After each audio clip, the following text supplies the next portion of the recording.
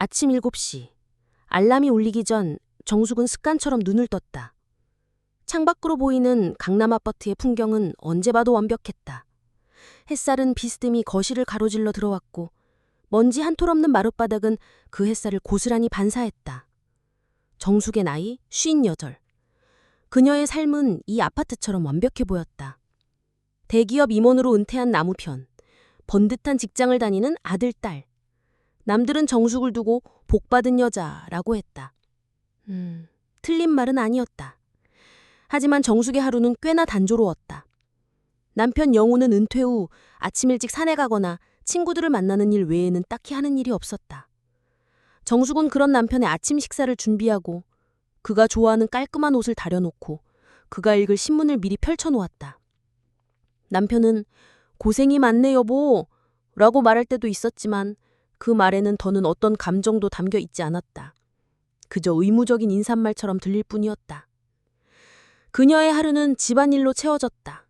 먼지 한 톨 용납하지 않는 청소, 남편의 건강을 고려한 식단, 그리고 며느리에게 잔소리 대신 보낼 고급 반찬 만들기. 다람쥐 쳇바퀴 돌듯 반복되는 일상. 때로는 이 완벽한 일상이 그녀를 질식시키는 것 같았다. 그녀는 정말 이렇게 살고 싶었던 걸까? 남편의 아내, 아이들의 엄마라는 역할이 전부인 삶. 그건 마치 잘 짜인 연극의 주인공이었지만 대본에도 없는 혼잣말을 읊조려야만 할 것 같은 기분이었다. 어느 날 오후 영호가 모잉에 나가고 없는 틈을 타 정숙은 그의 서재를 정리하기로 했다. 영호는 자신의 서재만큼은 정숙에게 맡기지 않았는데 영호가 은퇴하고 나니 서재는 점점 더 복잡해졌다. 정숙은 쌓여있는 책들을 정리하다가 책상 밑에 숨겨진 낡은 상자 하나를 발견했다. 상자는 꽤 오래된 것처럼 보였고 뚜껑에는 희미하게 추억이라고 적혀 있었다. 호기심이 일었다. 남편의 비밀스러운 과거를 본다는 건 꽤나 짜릿한 일이었다. 조심스럽게 상자를 열었다. 상자 안에는 낡은 사진들과 빛바랜 편지들이 가득했다. 정숙은 그 사진들을 한 장 한 장 들여다보았다. 젊은 시절의 영호, 그리고 그의 옆에는 정숙이 아닌 다른 여자가 있었다. 웃고 있는 영호와 그 여자. 둘은 마치 세상을 다 가진 사람들처럼 행복해 보였다. 그녀의 손이 미세하게 떨리기 시작했다. 혹시, 설마. 그녀는 애써 외면했다. 그냥 오래된 친구 사진일 수도 있다. 그래, 그럴 거야. 하지만 이어지는 편지들에서 그녀는 더 이상 외면할 수 없는 진실과 마주했다. 편지 속 영호는 자기야 라고 부르며 사랑을 속삭였다. 그녀는 심장이 쿵 하고 떨어지는 것 같았다. 30년 가까이 함께 살아온 남편에게 그런 과거가 있었다는 것을 이제야 알다니. 아니, 어쩌면 그녀는 이제야 마주하고 싶었던 건지도 모른다. 그녀의 삶이 너무나 완벽해서 그 안에 흠집을 내고 싶지 않았는지도 모른다. 정숙은 편지로 덮고 상자를 다시 책상 밑에 밀어넣었다. 아무것도 보지 못한 것처럼, 아무것도 알지 못하는 것처럼. 하지만 그녀의 가슴 속에는 이미 작은 불씨가 피어올라 활활 타오르고 있었다. 남편에 대한 배신감과 그리고 자신도 모르게 솟아오르는 알 수 없는 감정들. 그녀의 완벽했던 일상이 이제 서서히 균열이 가기 시작했다. 정숙은 그날 밤 내내 잠을 이루지 못했다. 눈을 감으면 빛바랜 사진 속 영호와 낯선 여자의 웃는 얼굴이 자꾸만 떠올랐다. 옆에서 새근거리는 남편의 숨소리가 그렇게 낯설게 느껴질 수가 없었다. 30년 동안 같이 산 부부라지만 어쩌면 그에게는 나만 모르는 또 다른 삶이 있었던 건 아닐까? 그런 생각이 들자 갑자기 속이 울렁거렸다. 다음 날 아침, 영호는 아무 일 없던 듯 평소처럼 정숙에게 인사를 건네고 산에 갔다. 정숙은 남편의 뒷모습을 보며 애써 태어난 척했지만 이미 그녀의 마음속에는 폭풍우가 몰아치고 있었다. 그 상자를 버려야 할까? 아니면 남편에게 따져 물어야 할까? 아니, 그건 너무 유치해. 그럼 어떻게 하지? 정숙은 답을 찾지 못했다. 며칠 후 시어머니 현숙에게서 전화가 왔다. 정숙아, 너네 집으로 갈 테니 점심 준비해라. 현숙은 언제나 일방적이었다. 정숙은 현숙이 올 때마다 긴장했다. 며느리로서 시어머니에게 잘 보여야 한다는 부담감도 컸지만 사실 현숙은 정숙이 모든 행동을 트집 잡는 사람이었다. 영호가 살이 빠졌네, 반찬이 이게 뭐니 부터 아우, 내 아들은 언제 결혼할래? 까지 듣기 싫은 잔소리들이 쏟아져 나왔다. 어머니, 오랜만이세요. 정숙은 애써 웃음의 현숙을 맞았다. 오랜만은 무슨, 저번 주에도 봤잖니? 영호는 아직 안 왔니? 네, 친구분들이랑 골프 치러 가셨어요. 아이고, 저놈의 골프는 은퇴했으면 집에서 부인 좀 도와주고 해야지. 저놈의 자식이 아주 그냥. 현숙은 영호에게 투덜거렸지만 그 목소리에는 깊은 애정이 묻어 있었다. 정숙은 그런 시어머니를 보며 씁쓸함을 느꼈다. 당신 아들 영호도 당신 남편처럼 외도했을 수도 있잖아요. 그 말이 목구멍까지 차올랐지만 꾹 참았다. 점심 식사 중 현숙은 영호의 통화 기록을 보여주며 역정을 냈다. 정숙아, 이거 봐라. 영호 이놈이 글쎄 이 시간에 이 여자랑 통화를 했지 뭐니. 이혼을 시키든가 해야지 아주 그냥. 정숙은 그 순간 온몸에 피가 식는 듯한 기분을 느꼈다. 시어머니는 영호의 30년 전 분류는 모르고 최근의 통화 기록을 보고 화를 내고 있었던 것이다. 정숙은 30년 전에 이미 불륜을 했던 남편이 아직도 그런 행동을 하고 있다는 것에 충격을 받았다. 현숙은 분노에 가득 찬 목소리로 말했다. 너는 남편이 바람 피는 것도 모르고 쯧쯧 그렇게 퍼질러 앉아있으면 가정이 바로 서겠니? 그녀의 눈에 비난과 경멸이 가득했다. 정숙은 아무 말도 할 수 없었다. 남편의 과거를 알고 있는 자신과 남편의 현재를 의심하는 시어머니. 두 사람 사이에는 묘한 긴장감이 흘렀다. 현숙은 며느리의 불륜을 비난하며 며느리에게 잔소리를 시작했다. 정숙은 마치 이 모든 상황이 꿈인 것만 같았다. 현숙 어머니가 돌아간 뒤 정숙은 멍하니 소파에 앉아 있었다. 온몸의 힘이 다 빠져나간 것 같았다. 시어머니는 영호의 통화 기록을 보여주며 며느리인 자신을 탓했다. 남편이 바람피는 것도 모르고. 그 말 한마디가 가슴에 비수처럼 박혔다. 정숙은 그 말이 틀리지 않다는 것을 알면서도 그 비난을 견딜 수가 없었다. 아니, 진짜 문제는 따로 있었다.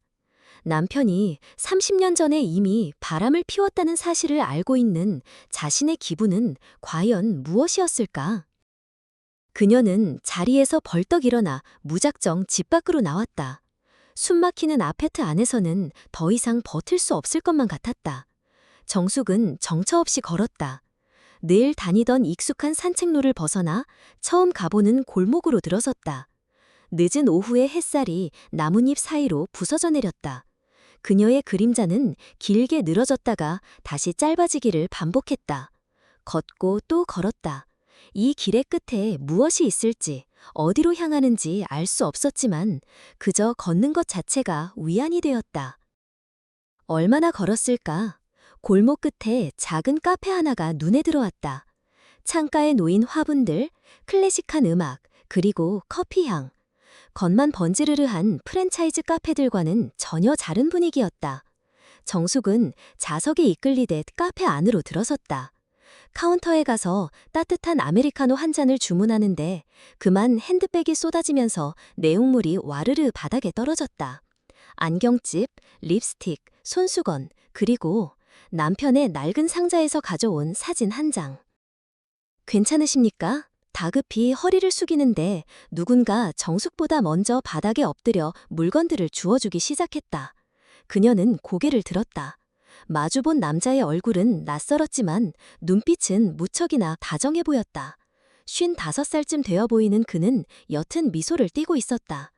정숙은 민망함에 얼굴이 화끈거렸다. 아, 죄송합니다. 아닙니다. 제가 못 보고 부딪힐 뻔했네요. 그는 바닥에 떨어진 사진을 집어 정숙의 손에 건넸다. 정숙은 사진을 보며 움찔했다. 젊은 시절의 영호와 낯선 여자의 사진. 그녀의 심장이 빠르게 뛰기 시작했다. 그 남자는 사진을 슬쩍 보더니 아무렇지 않은 듯 다시 눈을 마주쳤다. 그의 눈에는 어떤 호기심도 비난도 담겨있지 않았다. 그저 걱정하는 마음만 보였다. 정숙은 그제야 마음이 편해졌다. 그는 카운터에 가서 정숙의 커피값까지 계산하고는 자신의 커피와 함께 정숙의 커피를 들고 왔다. 제가 신뢰를 범했으니 커피 한 잔은 제가 대접해야죠. 그의 목소리는 부드럽고 따뜻했다. 정숙은 고맙다는 인사를 하고는 창가 테이블에 앉았다. 그 남자도 옆 테이블에 자리를 잡고 조용히 커피를 마셨다. 괜히 뻘쭘했다. 정숙은 그 남자에게 무슨 말을 해야 할지 몰랐다. 고맙습니다. 한마디가 전부였다. 그때 그가 조심스럽게 말을 걸었다. 아까 많이 놀라신 것 같아서요. 괜찮으신가요? 정숙은 순간 울컥했다. 그동안 아무도 물어보지 않았던 말이었다. 남편도 시어머니도 아무도 그녀의 마음이 어떤지 묻지 않았다. 그는 정숙의 눈을 똑바로 보며 말했다. 누군가의 삶에 끼어들고 싶진 않지만 혹시라도 이야기를 나눌 사람이 필요하시면 언제든 연락하세요. 그는 명함 하나를 건넸다. 최진우, 갤러리 큐레이터. 정숙은 그의 명함을 꽉 쥐었다. 명함에서 느껴지는 따뜻한 온기 때문이었을까? 그의 말 한마디 때문이었을까? 그녀의 가슴이 쿵 하고 울렸다. 아주 오래전에 잊었던 감정이었다. 설렘, 그리고 나를 온전히 바라봐주는 사람에 대한 갈망. 그녀는 명함을 지갑 깊숙이 넣었다. 최진우의 명함을 지갑 깊숙이 넣은 뒤 정숙은 며칠 동안 묘한 감정에 휩싸여 있었다. 남편의 낡은 상자에서 발견한 배신감, 시어머니의 비난, 그 모든 무거운 감정들 위로 깃털처럼 가볍고 따뜻한 설렘이 살포시 내려앉은 기분이었다.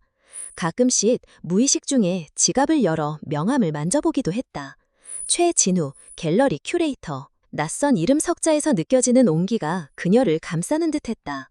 하지만 그 평화는 오래가지 못했다. 점심을 준비하던 중 초인종이 울렸다. 화면을 보니 현숙 어머니였다. 정숙은 가슴이 철렁했다. 영호도 없는 평일 대낮에 그것도 예고도 없이 무슨 일이지? 현숙은 정숙의 불안한 예상을 비웃기라도 하듯 문이 열리자마자 잔뜩 격앙된 목소리로 말했다. 정숙아, 너는 어쩜 그렇게 팔자가 좋아서 이 시간에 밥이나 해먹고 있니? 남편이 바람을 피고 다니는데. 정숙은 현숙의 분노에 당황했다. 이 장에서 영호의 통화 기록을 보고 화를 냈던 현숙이었다. 하지만 그때보다 훨씬 더 날이 서 있었다. 어머니, 무슨 말씀이세요? 무슨 일 있으셨어요? 정숙은 애써 침착하게 물었지만 이미 그녀의 목소리는 미세하게 떨리고 있었다. 무슨 일이 있긴 뭐가 있어. 이놈의 자식이 아주 작정을 했구나 작정을 했어. 너는 정말 남편 관리를 어떻게 하는 거니? 쯧쯧, 한심해서 원. 현숙은 가방에서 휴대폰을 꺼내 정숙의 눈앞에 들이밀었다. 영호의 최근 통화 기록이 가득한 화면이었다. 은주라는 이름으로 된 통화가 수도 없이 찍혀 있었다. 그리고 그 밑에는 사랑하는 은주라고 저장된 카카오톡 대화방이 보였다. 정숙은 그 순간 온몸에 전율이 흘렀다. 과거가 아니라 지금 이 순간에도 남편은 다른 여자를 만나고 있었다. 너는 그걸 보고도 가만히 있어? 너 진짜 복 터진 줄 알아. 내가 이혼시켜버릴 테니까 내 시아버지가 나한테 그랬던 것처럼 당하고만 살지 마. 현숙의 목소리가 쩌렁쩌렁 울렸다. 정숙은 순간 귀를 의심했다. 시아버지가 어머니에게 그랬다고? 그게 무슨 의미지? 그녀는 영호의 낡은 상자에서 봤던 30년 전 사진과 편지를 떠올렸다. 남편의 과거 불륜, 그리고 시어머니의 남편, 즉 시아버지의 불륜. 이 집안은 대대로 바람을 피우는 집안이었단 말인가. 어머니, 제게 왜 그러세요? 정숙의 눈에 눈물이 차올랐다. 네가 왜 그러냐니. 남편이 이 지경이 되도록 만든 건 바로 너야. 네가 이렇게 무능하니까 남편이 밖으로 놔두는 거 아니야. 나는 너처럼 무능한 며느리 두고 못 본다. 당장 영호한테 전화해서 따져. 이혼해. 현숙은 정숙의 어깨를 밀며 소리쳤다. 정숙은 아무런 저항도 하지 못했다. 그녀는 그저 현숙의 폭언을 멍하니 듣고 있을 뿐이었다. 마음속에는 분노보다 더 큰 허탈감이 밀려왔다.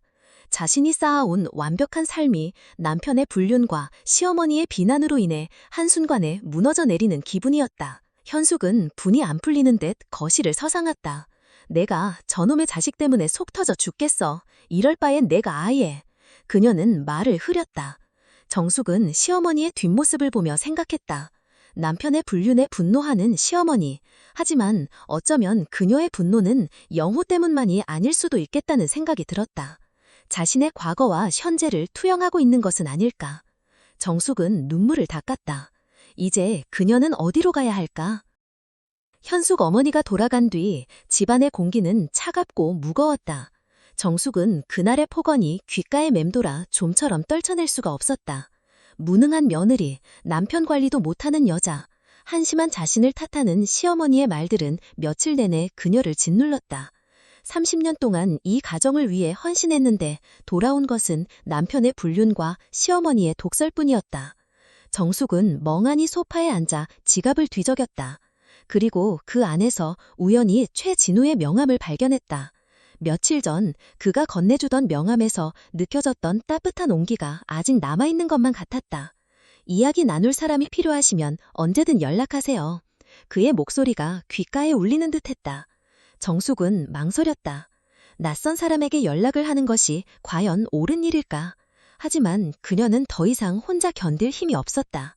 손가락이 떨리는 것을 애써 누르며 조심스럽게 그의 번호를 눌렀다. 안녕하세요. 김정숙입니다. 며칠 전 카페에서 전화기 너머로 들려오는 그의 목소리는 기억보다 훨씬 더 다정했다. 그는 정숙의 전화를 반갑게 받아주었고 두 사람은 조만간 다시 만나기로 약속했다. 다음 날 오후 정숙은 약속 장소인 작은 갤러리로 향했다. 최진우가 큐레이터로 일하는 곳이었다. 갤러리 안은 고요했고 벽에 걸린 그림들은 말을 걸어오는 듯했다. 최진우는 옅은 미소를 지으며 그녀를 맞았다.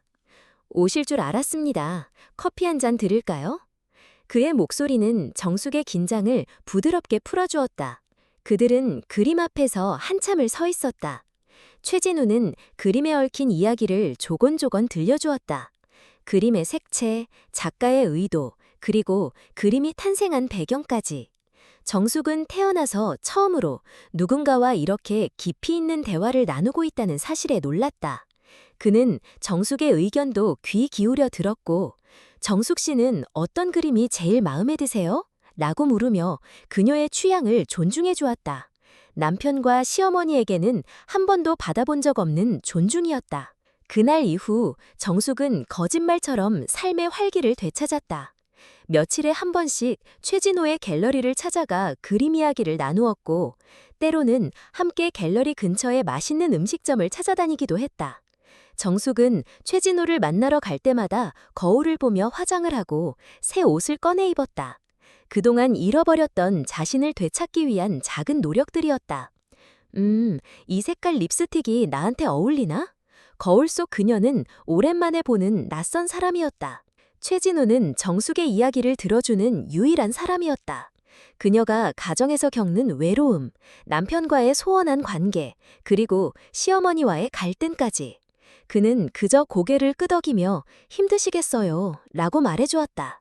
그 단순한 한마디가 정숙에게는 세상의 모든 위로처럼 다가왔다. 그러던 어느 날 최진우가 조심스럽게 물었다. 정숙 씨는 행복하십니까? 정숙은 순간 아무 말도 할 수 없었다. 행복? 그녀의 삶은 완벽했다. 남편도, 자식도, 물질적인 풍요도. 하지만 행복은 없었다.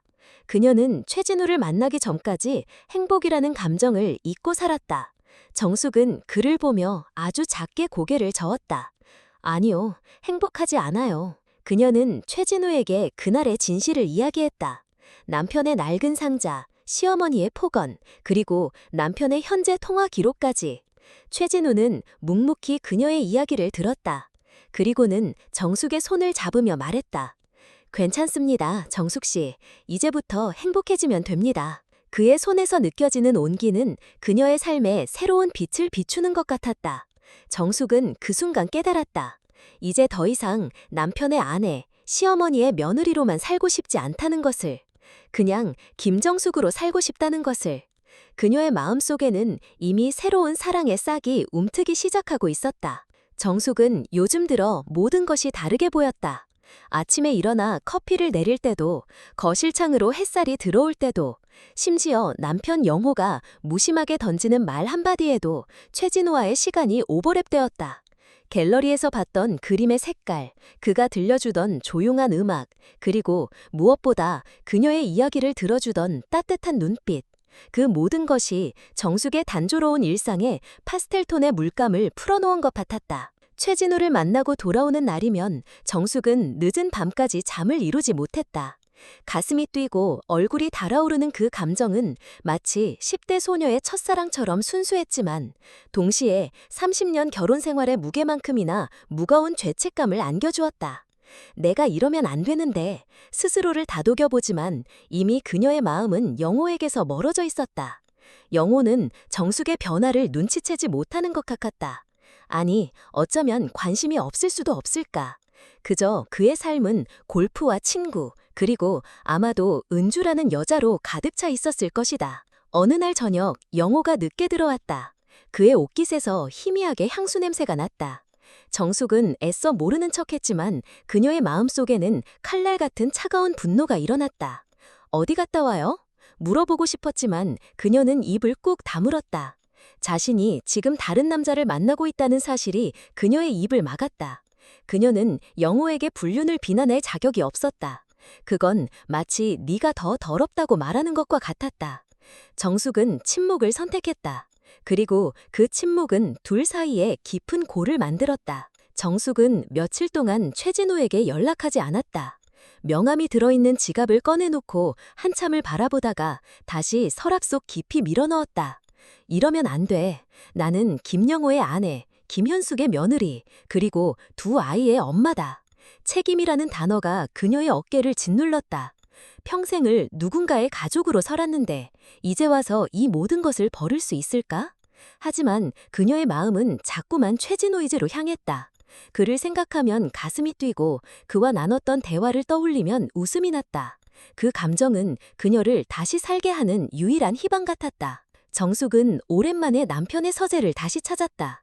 낡은 상자는 여전히 그 자리에 있었다. 상자 위를 쓸어보며 정숙은 생각했다. 남편의 과거는 결국 내가 알지 못했던 삶의 일부분이었다. 그렇다면 나에게도 그런 삶의 일부분을 가질 자격이 있는 것은 아닐까? 30년 동안 이 가정을 위해 희생해왔는데 이제 겨우 내 삶을 살고 싶다는 욕망이 죄가 될 수 있을까? 그녀는 깊은 고민에 빠졌다. 남편의 불륜이 알게 된 시어머니가 이혼을 종용했지만 정작 그녀는 망설였다. 이혼을 하면 그녀의 삶은 어떻게 될까? 돌신이 되어 혼자서 살아야 하는 걸까? 사람들의 수군거림, 가족들의 걱정, 두려움이 앞섰다. 하지만 이대로 남편과 아무런 감정 없는 부부로 살아가는 것은 더 이상 자신이 없었다. 결국 정숙은 최진호에게 전화를 걸었다. 그녀의 목소리는 떨렸지만 단호했다. 최진호 씨, 저를 좀 만나주실 수 있을까요? 할 이야기가 있어요. 그녀의 말에 최진호는 옅은 미소를 지으며 답했다. 네, 정숙 씨, 기다리고 있었습니다. 정숙은 그의 따뜻한 목소리에 안심했다. 이제 그녀는 되돌아갈 수 없는 강을 건너기로 결심했다. 그날 오후 정숙은 최진호와 함께 오래된 서점이 있는 동네를 걸었다.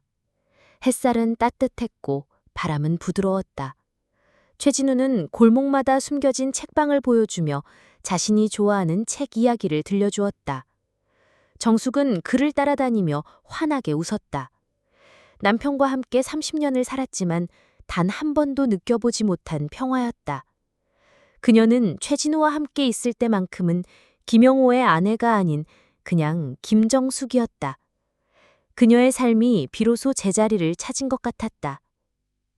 정숙 씨, 요즘 얼굴이 정말 환해지셨어요.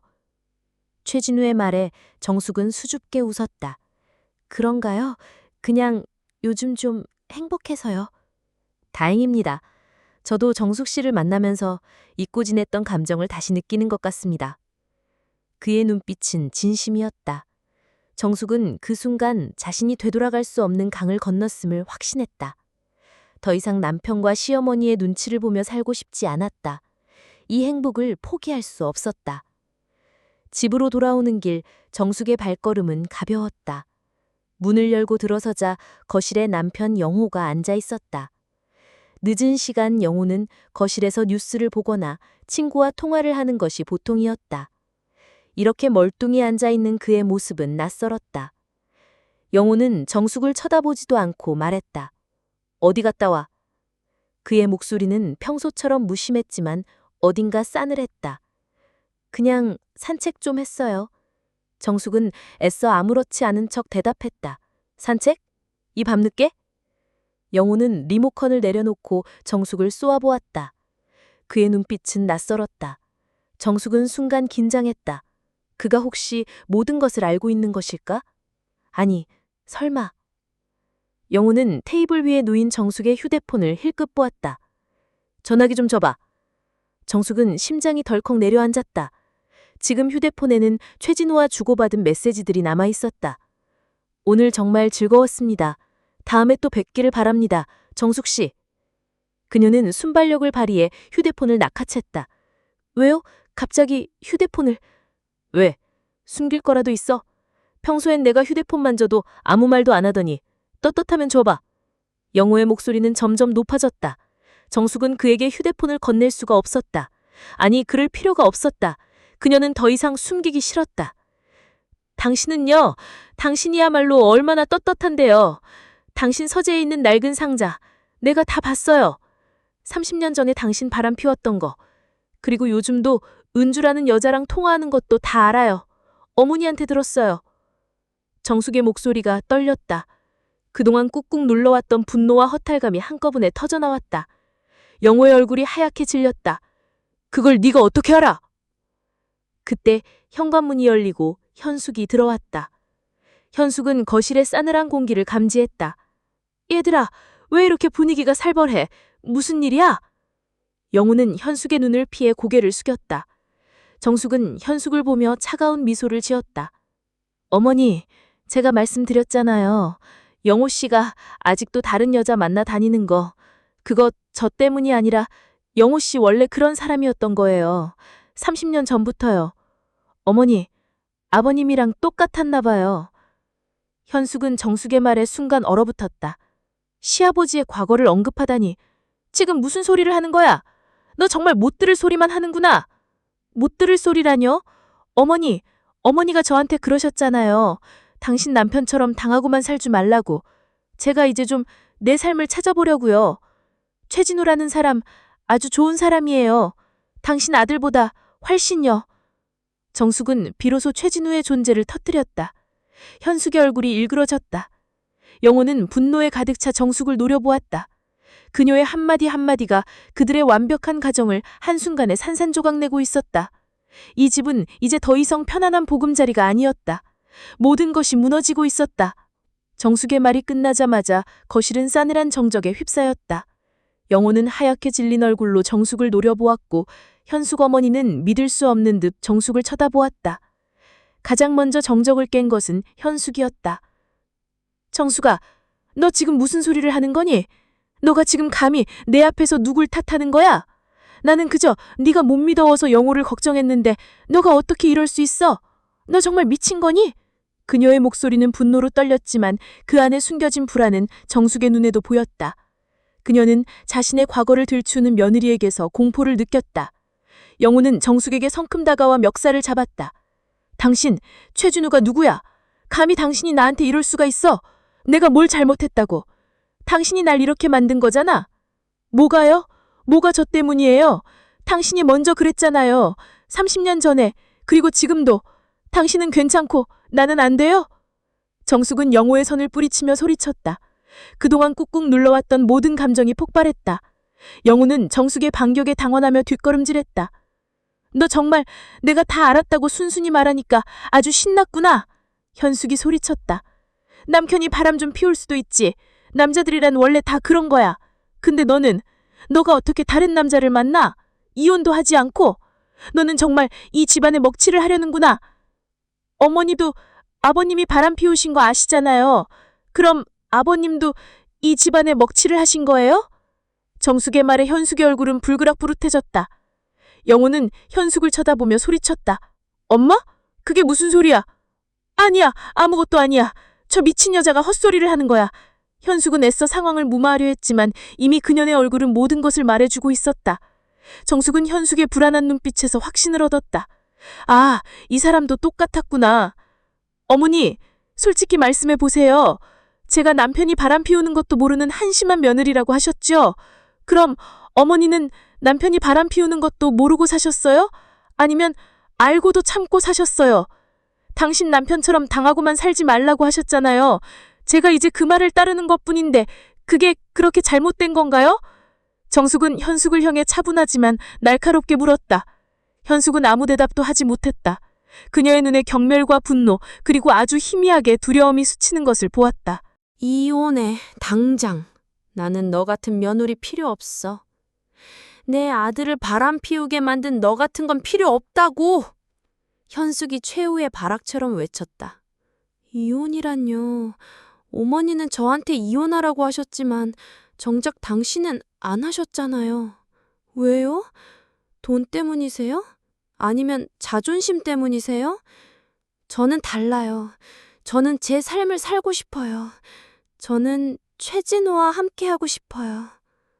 정숙의 말에 영호는 다시 달려들려 했지만 현숙이 그를 막아섰다. 네가 감히 내 앞에서 최진우인지 뭔지 그놈 이야기를 해? 당장 그놈이랑 관계 끊어! 당장! 아니면 내가 그놈 찾아가서 네가 어떤 여자였는지 다 말해버릴 거야. 현숙의 협박에 정숙은 잠시 멈칫했다. 그녀는 결국 또다시 현실의 무게에 짓눌렸다. 그래, 일단은 알겠다고 하자. 그래야 이 지옥 같은 순간이 끝날 거야. 정숙은 속으로 되뇌었다. 네, 어머니, 알겠습니다. 일단 알겠어요. 정숙은 순종적인 며느리 역할을 다시 연기했다. 하지만 그녀의 마음속은 이미 다른 생각을 하고 있었다. 어쩌면 이 모든 상황을 끝낼 수 있는 방법은 따로 있을지도 모른다. 그녀는 현숙의 눈빛에서 본 희미한 두려움의 정체를 밝혀내야겠다고 결심했다. 그 두려움의 실체가 무엇이든 그것이 이 싸움의 가장 중요한 열쇠가 될 것임을 직감했다. 현숙 어머니가 돌아간 뒤 집안은 숨막히는 정적에 휩싸였다. 정숙은 식탁에 앉아 한참을 멍하니 있었다. 그녀의 귀에는 현숙의 마지막 말이 맴돌았다. 당장 그놈이랑 관계 끊어. 아니면 내가 그놈 찾아가서 다 말해버릴 거야. 그 협박에 잠시 주춤했던 정숙이었지만 그녀의 마음속에는 이미 단단한 결심이 서 있었다. 그녀가 내게 두려워했다. 내가 뭘 본 걸까? 그게 뭐든 그게 이 지옥 같은 싸움의 열쇠일지도 모른다. 정숙은 확신했다. 그 두려움의 정체를 알아야만 했다. 그래야 이 지긋지긋한 싸움에서 벗어날 수 있을 것 같았다. 정숙은 현숙의 집으로 향했다. 현숙은 매주 토요일마다 한 달에 한 번씩 가는 산악회 모임에 나간다는 것을 알고 있었다. 그녀가 집을 비운 틈을 타 몰래 들어가기로 했다. 지금 내가 뭘 하는 짓이지? 하는 망설임과 동시에 나를 지키기 위해선 이 방법밖에 없어 라는 절박함이 교차했다. 정숙은 속으로 되뇌며 현숙의 집 비밀번호를 눌렀다. 다행히 비밀번호는 바뀌지 않았다. 문이 열리고 정숙은 조심스럽게 안으로 들어섰다. 30년 가까이 드나든 시어머니의 집이었지만 오늘따라 모든 것이 낯설게 느껴졌다. 정숙은 서재를 향했다. 현숙은 며느리인 자신에게 늘 자랑하곤 했다. 이 서재는 내 비밀 공간이야. 아무도 들어오지 못하게 하지. 정숙은 그 서재에서 현숙의 비밀을 찾을 수 있을 거라고 생각했다. 문을 열자마자 눅눅하고 오래된 종이 냄새가 코를 찔렀다. 먼지 쌓인 가구들의 끈적함이 느껴지는 듯했다. 정숙은 책사재의 책들을 하나하나 훑어보았다. 그리고 책꽂이 맨 아래, 잘 보이지 않는 구석에 낡은 상자 하나가 놓여있는 것을 발견했다. 남편 영호의 상자와 똑같이 추억이라고 쓰여 있었다. 그들이 겪은 불륜의 역사가 아이러니하게도 똑같은 상자에 담겨 있다는 생각에 정숙은 떨리는 손으로 상자를 열었다. 상자 안에는 빛바랜 사진들과 함께 낡은 일기장 몇 권이 들어있었다. 정숙은 일기장을 펼쳤다. 현숙의 삐뚤빼뚤한 글씨체로 빼곡하게 채워진 일기였다. 젊은 시절의 이야기, 시아버지와의 신혼생활, 그리고 다른 남자의 이야기. 그이라고 불리는 남자의 존재는 현숙의 일기장 곳곳에서 등장했다. 1970년 3월 15일 그를 만났다. 심장이 깨질 것처럼 울렸다. 내 삶에 처음으로 덧칠된 빛깔이었다. 1970년 5월 2일 그와 처음으로 손을 잡았다. 그의 손은 남편과는 다른 따뜻하고 세밀한 온기를 전했다. 내 영혼은 비로소 그에게로 향했다. 1971년 1월 1일 남편의 불륜을 알았다. 세상이 무너졌다. 이 현실을 버텨낼 수 있었던 건 오직 그의 존재 덕분이었다.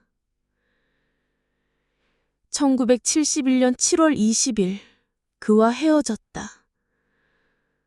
아들에게 상처 주지 않기 위해 나는 스스로의 행복을 포기했다. 하지만 나의 심장은 평생 그를 향해 뛰고 있을 것이다. 나는 평생 남편을 용서할 수 없을 것이다. 정숙은 일기장을 읽으며 눈물을 흘렸다. 그녀의 시어머니는 며느리의 불륜에 분노하는 이 고집불통의 여자는 젊은 시절 자신도 불륜을 했고 그 상처를 평생 안고 살아왔던 평범한 여자였던 것이다. 어머니의 분노는 영호 때문이 아니었구나. 당신의 아팠던 시간을, 당신의 상처를 나에게서 보고 있었던 거구나. 그녀의 삶이 결코 완벽하지 않았다는 것, 그녀도 한때는 사랑과 배신 사이에서 흔들렸던 평범한 여자였다는 것을 정숙은 비로소 이해할 수 있었다. 정숙은 그날의 굴욕과 분노가 사라지는 것을 느꼈다. 이제 그녀는 현숙과 맞설 수 있는 힘을 얻었다. 정숙은 일기장을 들고 현숙의 집을 나섰다. 어두운 밤, 그녀의 발걸음은 더 이상 방황하지 않았다. 일기장을 들고 현숙의 집을 나섰지만 정숙의 발걸음은 무겁기만 했다. 복수심과 연민이 뒤섞인 복잡한 감정 때문이었다. 이걸 보여주면 어머니는 나에게 더 이상 함부로 대하지 못하겠지. 하지만 동시에 이것도 역시 또 다른 하나의 상처가 될 텐데 라는 생각이 그녀의 마음을 흔들었다. 다음 날 오후 정숙은 현숙 어머니에게 전화를 걸었다. 어머니, 드릴 말씀이 있어요. 어머니 댁으로 가겠습니다. 현숙의 목소리는 여전히 차갑고 경계심이 가득했다. 무슨 할 말이 있다고 그래? 너 혹시 최진우, 인지먼지 그놈 이야기를 해? 당장 그놈이랑 관계 끊어. 당장! 아니면 내가 그놈 찾아가서 네가 어떤 여자였는지 다 말해버릴 거야. 아니요, 그게 아니고요. 가서 말씀드릴게요. 현숙은 잠시 망설이더니 결국 승낙했다. 현관문이 열리고 정숙은 구장에서 봤던 그 서재로 향했다. 현숙은 정숙이 서재로 가는 것을 보고 불안한 눈빛을 보냈다. 정숙은 그 눈빛을 모르는 척하며 책상에 앉아 가방에서 낡은 일기장을 꺼냈다. 어머니, 이거 어머니 일기장 맞으시죠? 현숙의 얼굴이 굳어졌다. 그게 왜 네 손에 있어? 당장 내놔! 그녀는 거친 손으로 일기장을 뺏으려 했다. 정숙은 그 손을 피하며 차분히 말했다. 어머니, 제가 이거 우연히 발견했어요. 그리고 다 읽어봤어요. 현숙의 얼굴은 파랗게 질렸다. 정숙은 일기장의 한 페이지를 펼쳐 현숙에게 보여주었다. 나는 평생 아버님을 용서할 수 없을 것이다. 현숙은 그 문장을 보자마자 그대로 얼어붙었다. 정숙은 현숙의 손을 잡으며 말했다. 어머니, 어머니도 저처럼 힘드셨군요. 저도 어머니처럼, 아니, 어머니보다 더 힘든 것 같아요.